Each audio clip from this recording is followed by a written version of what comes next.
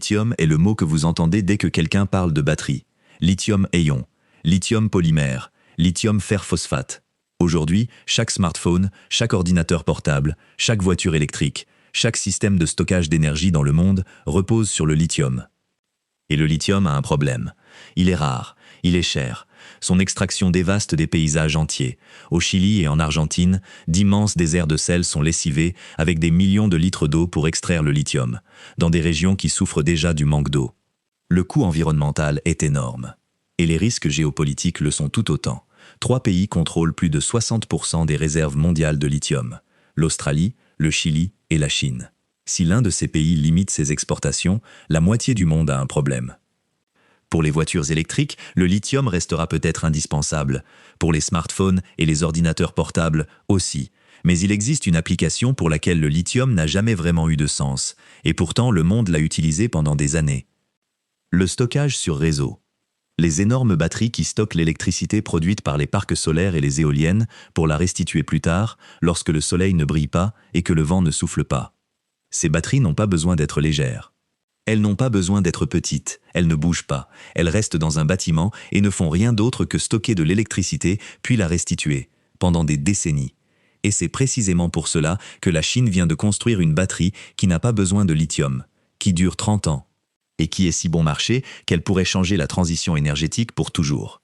Si vous aimez les vidéos qui vous montrent les technologies capables de changer le monde avant même que le monde ne s'en rende compte, alors mettez un like à cette vidéo maintenant et abonnez-vous à China Découverte pour ne manquer aucun autre épisode. Entrons dans le sujet. Pour comprendre pourquoi cette batterie est si révolutionnaire, vous devez d'abord comprendre pourquoi le stockage sur réseau est le plus grand problème non résolu de la transition énergétique. L'Allemagne connaît des jours où ses éoliennes produisent tellement d'électricité qu'elle doit la donner à ses pays voisins. Littéralement la donner. Parfois même à des prix négatifs. L'Allemagne paie d'autres pays pour qu'ils prennent son électricité excédentaire. Et puis, il y a des jours où le vent ne souffle pas et où le soleil ne brille pas. Ces jours-là, il faut démarrer des centrales à gaz qui émettent du CO2 et consomment du combustible importé coûteux. Le problème n'est pas que nous ne pouvons pas produire assez d'énergie renouvelable. Le problème, c'est que nous ne pouvons pas la stocker. Pas à l'échelle nécessaire pour alimenter de manière fiable toute une économie avec de l'électricité renouvelable. Les batteries lithium-ion peuvent stocker de l'électricité, mais elles sont beaucoup trop chères pour cet usage. Un système lithium-ion ayant assez de capacité pour alimenter une ville pendant une nuit coûterait des milliards, et après 10 à 15 ans, il arriverait en fin de vie et devrait être remplacé.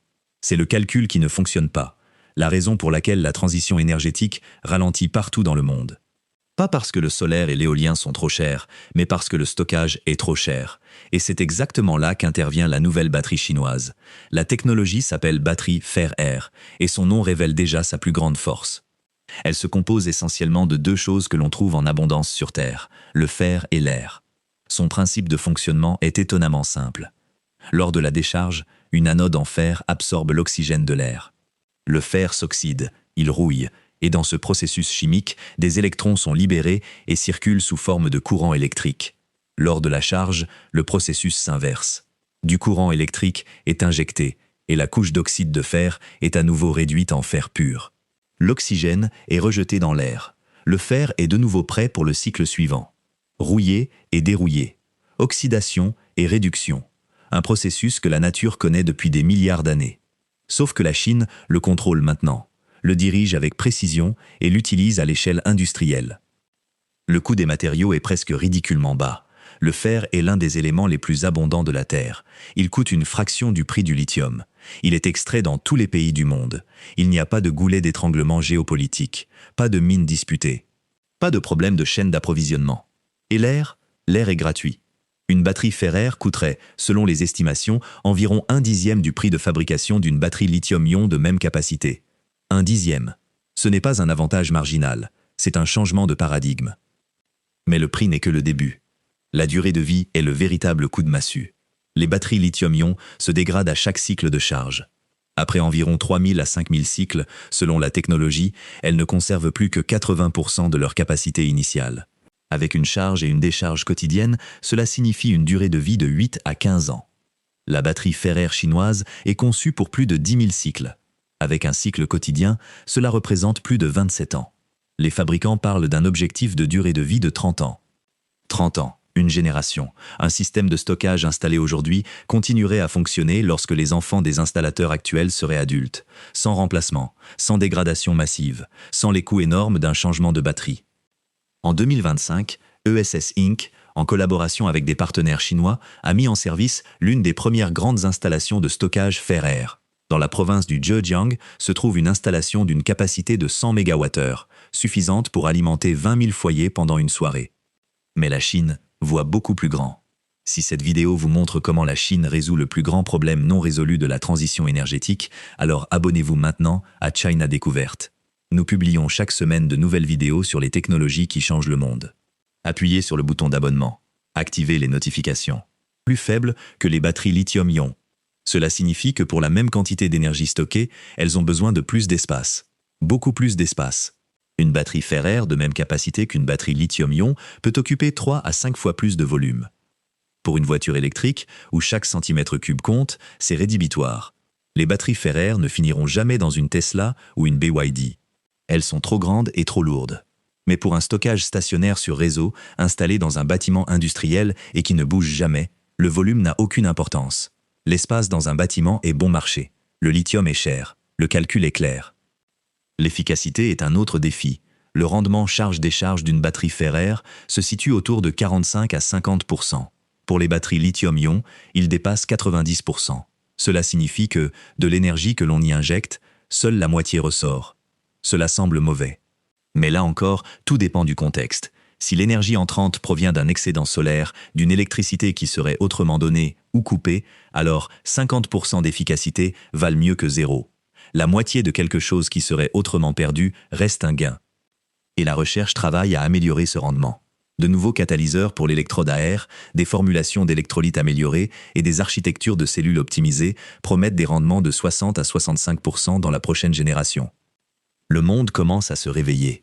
L'entreprise américaine Form Energy, fondée par des diplômés du MIT, développe sa propre batterie fer-air et a déjà signé des contrats avec des fournisseurs d'électricité américains. L'entreprise indienne JSW Energy prévoit des systèmes fer-air pour son réseau solaire en expansion. L'Union européenne a intégré le fer-air dans son plan stratégique de recherche sur le stockage d'énergie. Mais la Chine a de l'avance. La Chine possède la capacité de production. La Chine possède l'expérience chimique. Et la Chine possède la volonté politique d'investir des milliards dans le passage à l'échelle, avant même que le reste du monde ait terminé ses projets pilotes. Le schéma est connu. Cellules solaires, éolien, batteries au lithium, voitures électriques. Dans chacune de ces industries, la Chine a investi tôt, augmenté rapidement la production et dominé le marché avant que les autres ne se réveillent. Avec les batteries fer-air, le même schéma se dessine. La technologie est là, l'économie fonctionne, et la Chine construit déjà. Avant de partir, je voudrais vous demander 2 choses. Premièrement, si vous n'êtes pas encore abonné, faites-le maintenant, s'il vous plaît. Ces vidéos demandent des heures de recherche. Je lis des publications d'électrochimie, j'analyse des rapports industriels et je vérifie des données de production. Vos abonnements m'aident à poursuivre ce travail et à produire davantage de vidéos comme celle-ci. Deuxièmement, si vous souhaitez soutenir directement ce travail, vous pouvez m'offrir un café via Buy Me a Coffee. Le lien se trouve dans la description de la vidéo. Chaque café m'aide à produire d'autres épisodes comme celui-ci. Votre soutien signifie énormément pour moi. Dites-moi dans les commentaires, pensez-vous que les batteries fer-air sont la pièce manquante du puzzle de la transition énergétique, ou existe-t-il de meilleures solutions que nous négligeons? Je veux connaître votre avis. À la prochaine vidéo, où nous plongerons plus profondément dans l'avenir que la Chine est en train de construire. C'était China Découverte, du fer et de l'air, moins cher que le lithium, plus durable que presque tout le reste, l'avenir du stockage. Activez les notifications, et merci d'avoir été là.